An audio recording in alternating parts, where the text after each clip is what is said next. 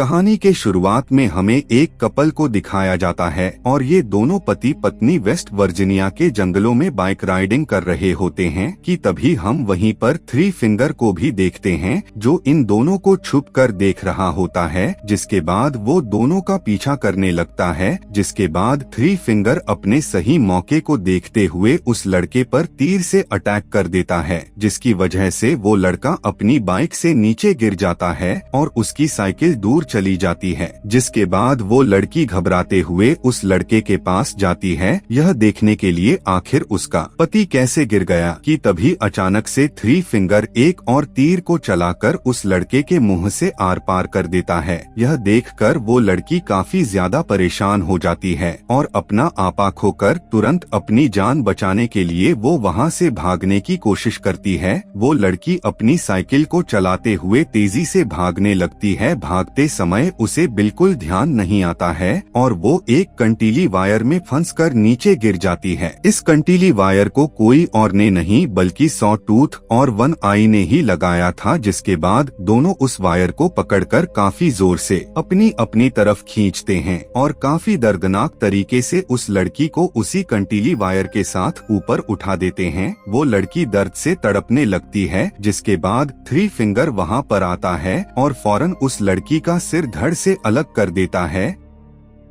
अब यहाँ से सीन शिफ्ट होता है और हमें दो लोगों को एक वैन में कहीं पर जाते हुए दिखाया जाता है और इन्हीं के साथ कुछ और फ्रेंड्स भी थे जो सभी के सभी यानी इसके फ्रेंड्स एक होटल में घूमने और काफी सारी टाइम स्पेंड करने के लिए जा रहे थे। यहीं पर हमें पता चलता है कि कुछ दिन पहले ही डैनी को एक लेटर मिला था और उस लेटर में लिखा था कि तुम अब उस होटल के मालिक हो, तुम इधर आओ, हमें बहुत खुशी होगी तुमसे मिलके। यह जानने के बाद डैनी काफी ज्यादा खुश हो जाता है और यही वजह होती है कि डैनी अपने सभी दोस्तों को अपने साथ लेकर उस लोकेशन पर जा रहा होता है। कुछ देर के बाद डैनी और उसके सभी दोस्त उस आलिशान सी होटल में पहुंच जाते हैं। यहाँ पर होटल के केयर टेकर्स इन सभी का वेलकम करते हैं, लेकिन तभी हम नोटिस करते हैं कि इस होटल के ये दोनों केयर टेकर्स इन्हें देखकर कुछ ज्यादा खुश नहीं होते हैं, क्योंकि उन्होंने सोचा था कि डैनी सिर्फ अकेला आएगा, लेकिन वो तो अपने साथ अपने बहुत सारे दोस्तों को लेकर आया था। कि तभी वहीं पर हम एक बूढ़ी औरत को भी देखते हैं जो कि उस होटल से चेक आउट कर रही थी, यानी कि उस होटल से जा रही थी। कि तभी अचानक से एक कुल्हाड़ी दूर से कोई फेंक कर मारता है और सीधा उस बूढ़ी औरत को जाकर लगती है और वो औरत वहीं एक दीवार में जाकर अटक जाती है। जिसके बाद वहीं पर उस होटल का केयर टेकर जैक्सन वहाँ पर आता है और उस बूढ़ी औरत की गर्दन ही तोड़ देता है। जिसके बाद वो मर जाती है। यहाँ पर काफी सोच में रख देने वाली बात तो यह है कि जो भी शख्स इस होटल में आता है और आने के बाद अगर वो इस होटल से बाहर जाने की कोशिश करता है तो उसे अपने जान से हाथ धोना पड़ जाता है। यहाँ दूसरी तरफ हम देखते हैं कि यह सभी लोग उस होटल की चीजों की देखकर काफी हैरान हो रहे थे और वे सभी इस बात को लेकर काफी खुश भी थे कि ये सारी की सारी चीजें अब डैनी की होने वाली हैं। जिसके बाद रात का समय दिखाया जाता है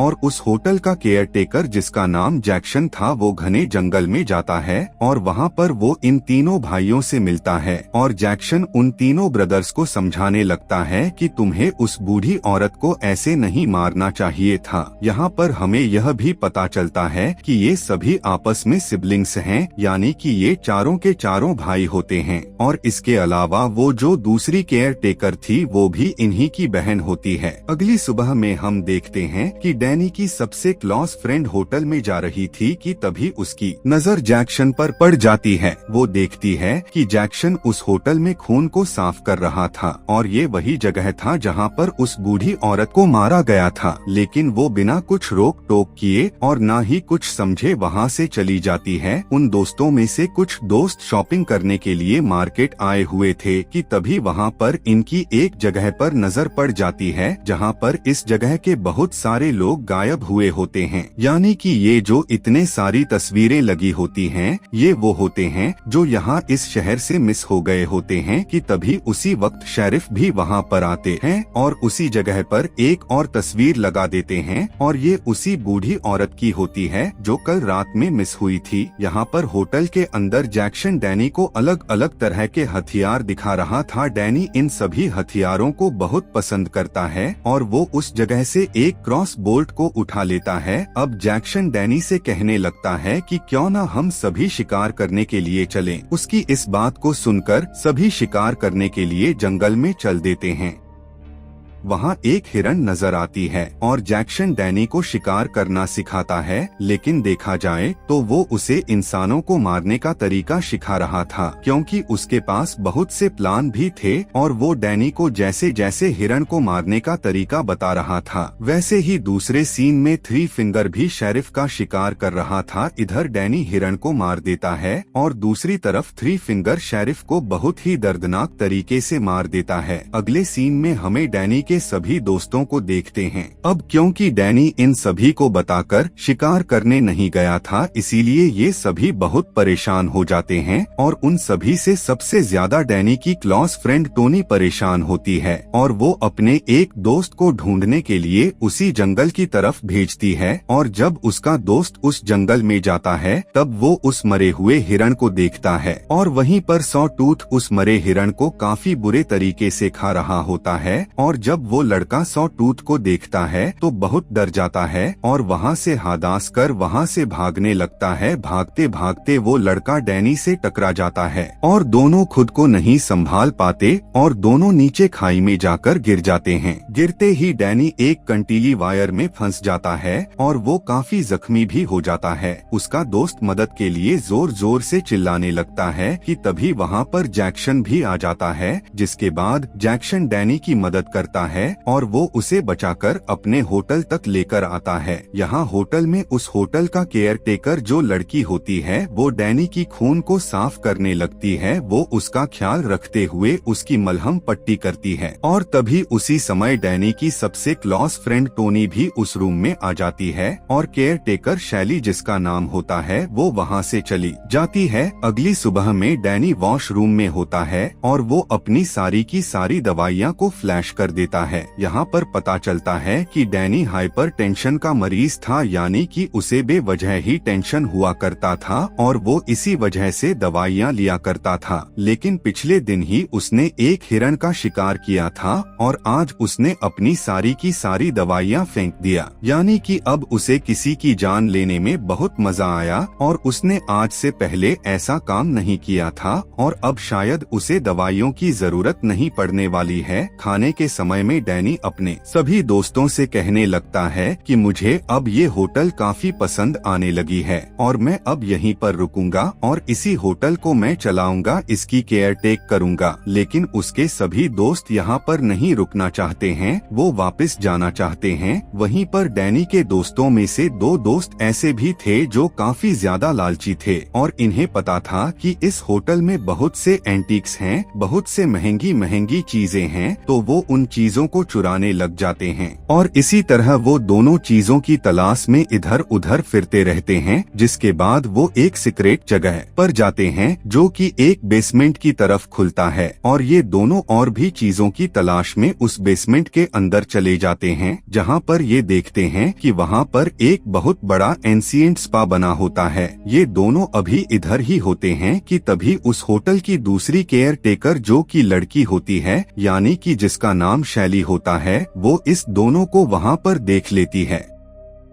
कि तभी कुछ देर के बाद वो तीनों ब्रदर्स भी वहाँ पर आ जाते हैं और अचानक से इस लड़के के सिर पर मारकर उसे नीचे गिरा दिया जाता है। जिसके बाद वो तीनों भाई उस लड़की को पकड़कर उसके दोनों हाथ और पैरों को सीधा उखाड़ देते हैं, जिसकी वजह से वो लड़की काफी दर्दनाक तरीके से मारी जाती है। जिसके बाद ये सभी तीनों भाई उस लड़के को भी मारने वाले होते ही हैं कि उसी वक्त शैली उन्हें रोक देती है और वो अपने तीनों भाइयों को कहती देती है कि तुम सब यहाँ से चले जाओ, जिसके बाद शैली उस लड़के को अपने रूम में ले जाकर उसके मुंह पर तकिए लगाकर उसकी दम घोटकर उसे भी जान से मार देती है। दूसरी तरफ डैनी को देखते हैं जो उसके अंदर अब बहुत सी चेंजेस आ रही थी। एक तो वो अब अपनी टेंशन वाली दवाइयाँ लेना भी छोड़ दिया था और वो अब बहुत खुश भी रहने लगा था, जबकि पहले ऐसा बिल्कुल भी नहीं था। जिसके बाद उसकी मुलाकात उसी केयर टेकर्स दोनों बहन भाई से होती है। केयर टेकर जैक्सन डैनी से कहता है कि मैं तुम्हें अपने बाकी के फैमिली मेंबर से मिलवाना चाहता हूँ। इस बात को सुनकर डैनी तैयार भी हो जाता है। दोनों होटल केयर टेकर्स डैनी को जंगल के एक छोटे से गांव की तरफ लेकर जाने लगते हैं, जहां पर बहुत ज्यादा डिफॉर्म लोग मौजूद होते हैं। ये सभी के सभी डिफॉर्म लोग डैनी की ही फैमिली थी। जिसके बाद दोनों केयर टेकर्स डैनी को एक ड्रग देते हैं और उसे सारी बात डिटेल से समझाते हुए कहने लगता है कि ये सभी डिफॉर्म लोग प्योर ब्लड नहीं हैं, क्योंकि इनके इंसेस्टर्स किसी दूसरी फैमिली से थे और डैनी तुम और शैली तुम दोनों प्योर ब्लड हो, और जब तुम्हारी शादी होने के बाद यानी जब तुम्हारी आगे की दूसरी जनरेशन आएगी वो सभी के सभी एकदम से प्योर जनरेशंस होगी, बिल्कुल थ्री फिंगर की तरह। यानी कि ये इन दोनों की शादी करवाकर थ्री फिंगर की तरह और उसके दोनों भाइयों की तरह और भी बहुत से ज्यादा डिफॉर्म लोग चाहते हैं ताकि इनकी जनरेशंस आगे की तरफ जा सके।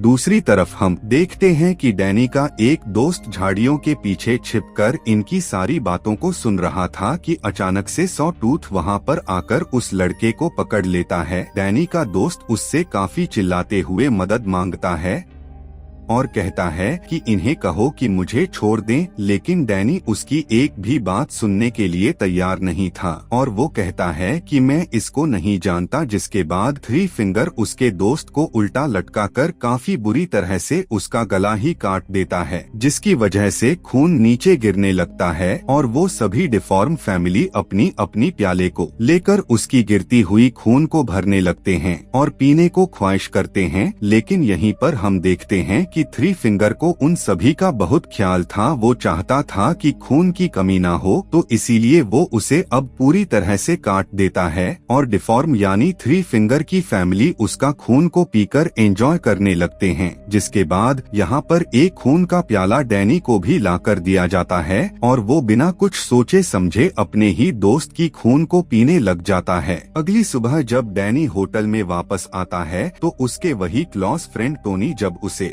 देखती है तो वो काफी ज्यादा परेशान हो जाती है। वो उससे कहने लगती है कि चलो हम अब इस होटल से चलते हैं अपने घर शहर की तरफ। लेकिन अब डैनी उस होटल से उस जगह से वापस बिल्कुल भी नहीं जाना चाहता था। वो उन सभी से कहता है कि तुम सब यहाँ से चले जाओ, मैं यहीं पर रुकूंगा। और इस समय डैनी अभी भी ड्रग्स के ही नशे में होता है जो रात को शैली ने उसे पीने के लिए दिया था। अब ये सभी यहाँ से यानी इस होटल से जाने से पहले इस होटल के किचन में जाते हैं और वहाँ पर पहुंचकर देखते हैं कि एक इंसान इंसानी मांस को काट रहा होता है, उसे फ्राई कर रहा होता है और उसे बड़े ही मजे से खा भी रहा होता है। इस सीन को देखकर ये सभी के सभी काफी ज्यादा डर जाते हैं। लेकिन वहाँ से निकलने से पहले इनकी नजर फ्रीजर में पड़ती है, जिस फ्रिज में इन्हीं के एक दोस्त का कटा हुआ सिर रखा गया होता है, जिसे देखने के बाद वे सभी वहाँ से जल्दी से भागने लगते हैं। अब ये सभी भाग ही रहे थे कि तभी वो तीनों ब्रदर्स इन सभी के पीछे पड़ जाते हैं। इन तीनों भाइयों से बचकर कुछ दोस्त तो वहाँ से भाग जाते हैं, लेकिन एक दोस्त उनके चंगुल में फंस जाता है। जिसके बाद वो उसके मुंह के अंदर पानी की पाइप को डालकर उसके मुंह में पानी भरने लगते हैं और उसके मुंह में इतना ज्यादा पानी को भरा जाता है कि पानी की प्रेशर से उसका पेट फूलकर फट जाता है। अब हम दूसरी तरफ उन दोस्तों को देखते हैं जो पहले थ्री फिंगर और उसके भाइयों से बचकर भाग गए थे, लेकिन भागते हुए उसका पैर एक बियर ट्रैप में फंस जाता है